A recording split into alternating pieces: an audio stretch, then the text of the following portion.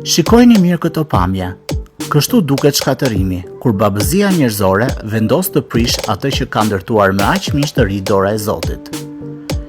Me miratimin e buxhetit të shtetit dhe me paratë e taksave tona, firmat private të ndërtimit po gërmojnë malet të tëra.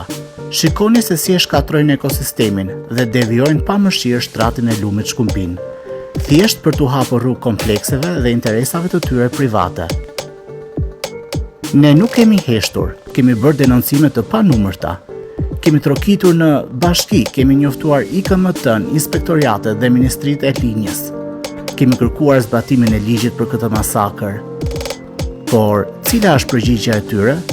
Projektet e tyre vazhdojnë të pashqetësuara, sepse gjithçka ndodh me bekimin e plotë të qeverisë. Të themi të drejtën, ka ditë kur ky realitet të bën të ndihesh thellësisht pesimist, të duket sikur zëri yt humbet me zhurmën së këtyre makinerive.